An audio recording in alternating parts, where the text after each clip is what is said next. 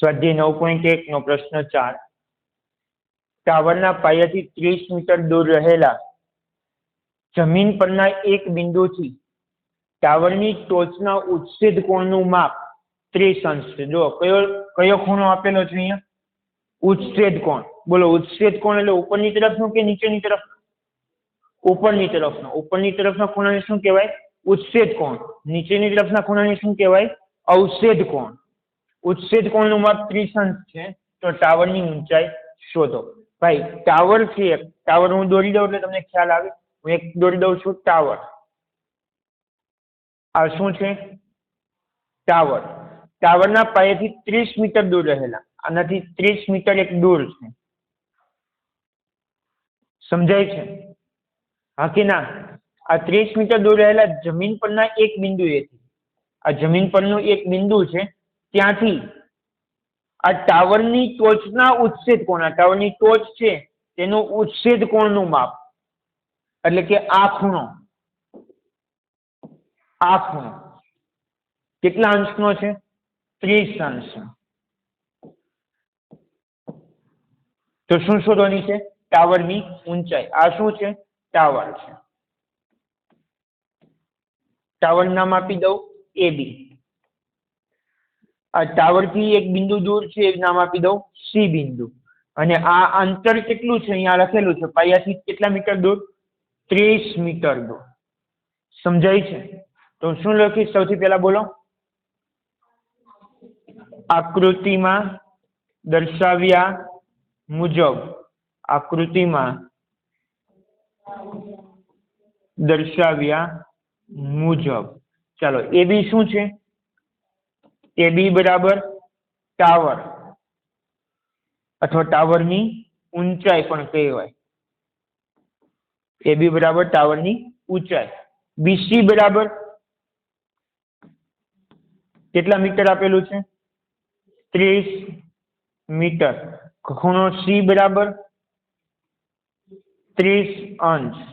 અને તમને ખબર છે ટાવર સીધે ઊભો હોય એટલે ખૂણો B કેટલા અંશનો છે? ખૂણો B બરાબર 90 અંશ। સમજાયું? ચાલો આપણે શું શોધવાનું છે?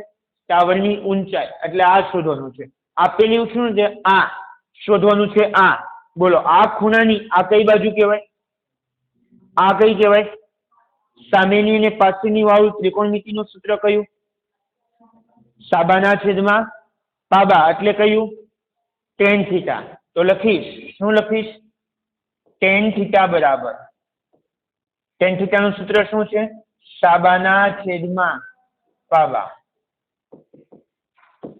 આ tan થીટા કોના માટે વાપરીએ છીએ? ત્રિકોણ ABC માટે। એમાં ખૂણો B 90 અંશ છે એટલે લખીશ ત્રિકોણ ABC માં ખૂણો B બરાબર 90 અંશ।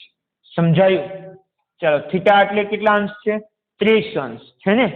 તો બોલો tan C, C માટે વાપરીશ, C માટે બોલો શું લખાશે? tan C બરાબર C નો સાબા કયો? AB, બાબા કયો? BC। સમજાયું? ચાલો C અંશ કેટલા છે? C કેટલાનો આવશે? 30 અંશ। તો શું લખાશે? tan 30 અંશ, tan 30 અંશ બરાબર AB ના છેદમાં BC। AB કેટલો શોધવાનું છે? ટાવરની ઊંચાઈ છેદમાં BC કેટલું છે? 30 મીટર। બોલો tan 30 ની કિંમત કેટલી? બરાબર AB ના છેદમાં 30। મારે AB શોધવાનો છે, 30 ભાગાકારમાં છે, આ બાજુ આવે તો ગુણાકારમાં આવશે। તો હું પેલા લખું AB, AB બરાબર 30 ગુણાકારમાં આવશે 30 ના છેદમાં વર્ગમૂળમાં 3। ખ્યાલ આવે? છેદ કેવો આવ્યો? અસમમિત। અસમમિત ચાલે નહીં, એને સમય બનાવ્યો। 30 ના અવયવ પડે 2, 10 તારી 30 પડે, અને 3 ના પાછળ 2 અવયવ પડે, કયા કયા? વર્ગમૂળ ગુણ્યા વર્ગમૂળ 3, √3 ગુણ્યા √3, √3 કેન્સલ થશે એટલે 1 √3 બચશે, અને આના 30 માંથી 10 બચેલા છે તો શું જવાબ આવશે? AB બરાબર 10√3 શું શેમાં કયા એકમમાં આવશે? મીટર, કારણ કે ટાવરની શું છે? આ ઊંચાઈ છે. સમજાય છે? તો લખીશ શું લખીએ જવાબ છેલ્લે ફાઇનલ જવાબ શું લખીશ? આમ ટાવરની ઊંચાઈ કેટલી છે? 10√3 મીટર છે. સમજાયું?